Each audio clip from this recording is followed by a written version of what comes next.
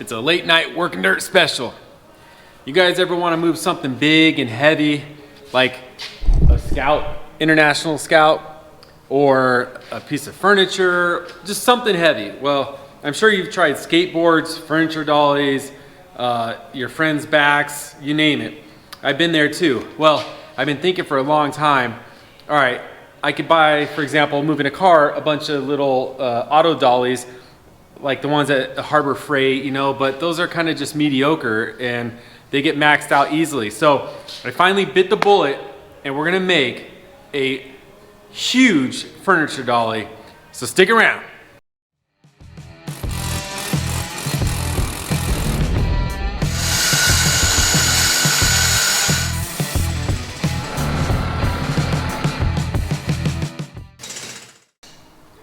All right, so if you're gonna lift a car, you're gonna need some massive capacity casters.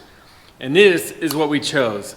Some 3" by 6" diameter poly iron casters that are kingpinless, so there's not a center pin in the middle.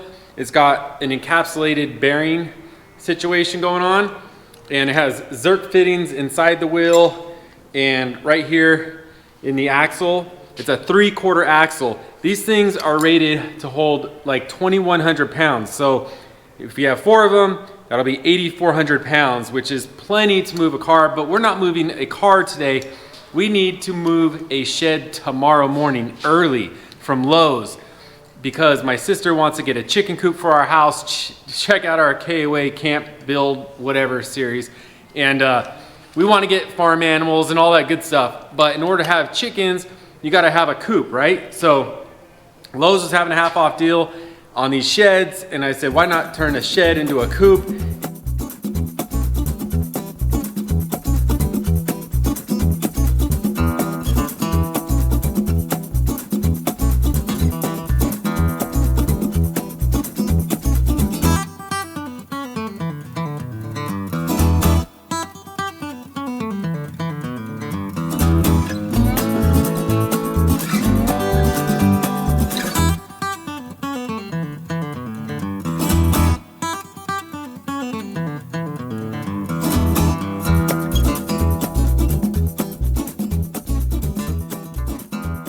I had about 4.5 hours sleep, and it's now 7 a.m. and we're headed to Lowe's to go pick up this shed.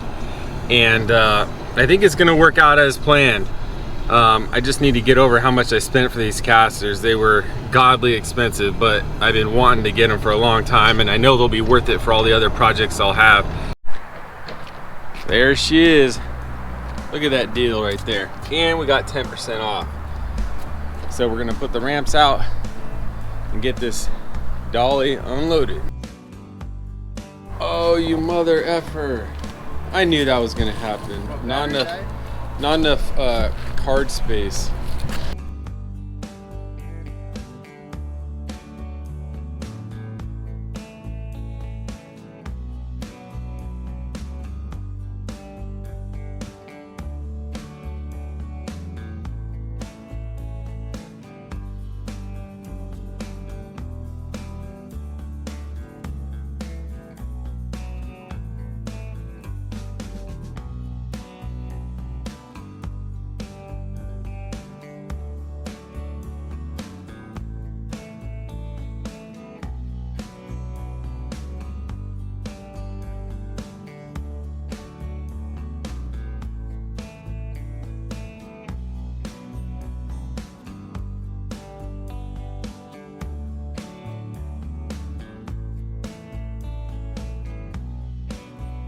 Check it out.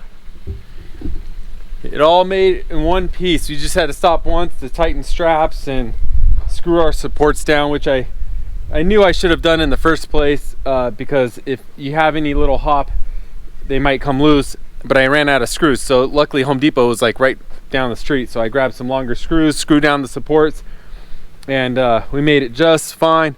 So we're gonna drop it here close to the chicken run coop area. Obviously we got to pour the slab first, and so as long as we have it here, then we'll tow it into position with the tractor when ready. But he's grabbing, Jeremy's grabbing the tractor right now. putting the forks on so we can lift it up and get the dolly under it again and do the reverse of the process.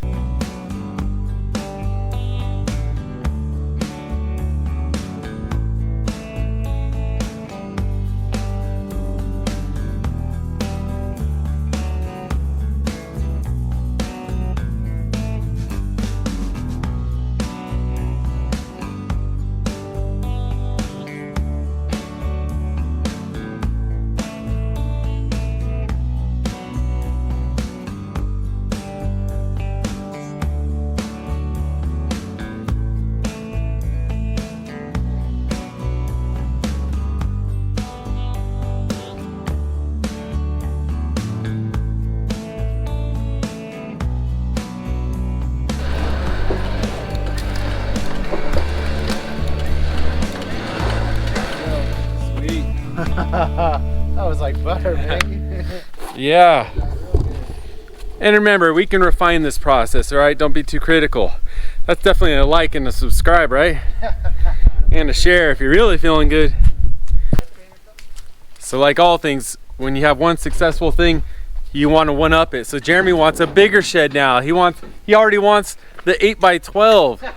He said 8x8, that's nothing. Can this trailer fit a bigger one? So he's gonna call. He saw it there and was like, well, yeah, 'cause they have a little green hoop shelter there in the back, and the weather tore it up.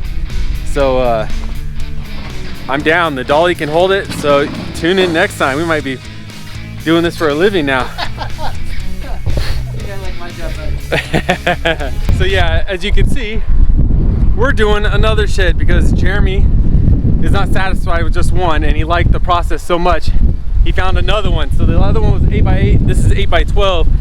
So we're at it again. We got the dolly in place, and now we got bigger blocks. So let's see if that thing goes up smoother than the first one.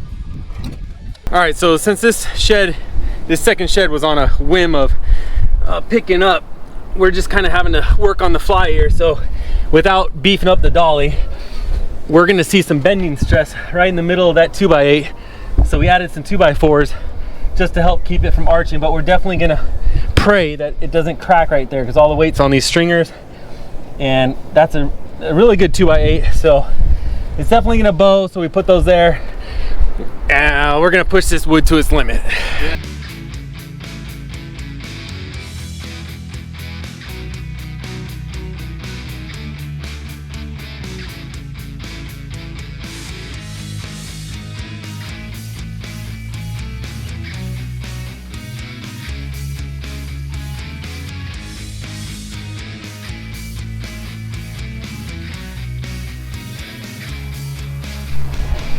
All right, so the plan is we're gonna run a ratchet strap to hold it in place from this hook around to the other hook on that side to hold it in place so that we can rehook our winch line to get it up more, obviously.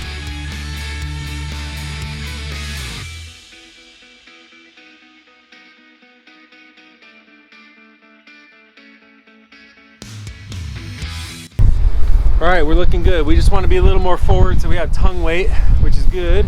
Oh, yeah. Jeremy wanted to show the roponometry effect here. See if it's actually going to work. He doesn't believe me.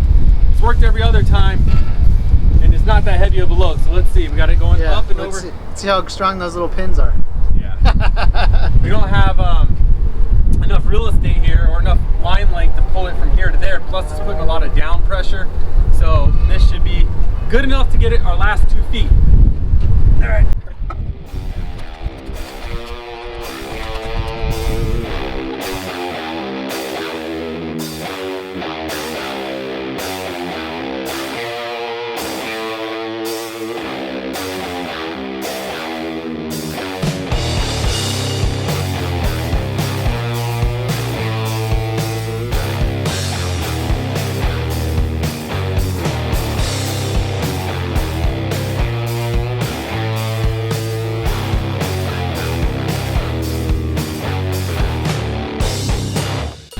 All right, that only took a few hours, but it's up there and it's tied down.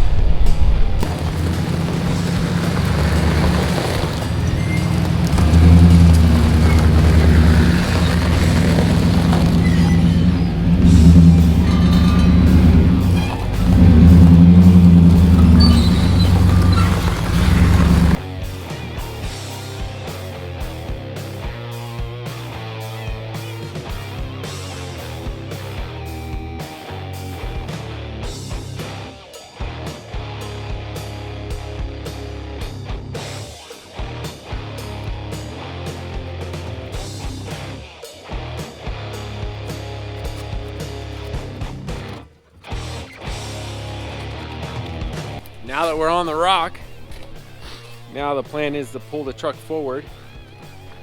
We're just gonna drop it as is, and then when Jeremy and I have more time, we can position it in place because it's a little crooked right now, but it's close.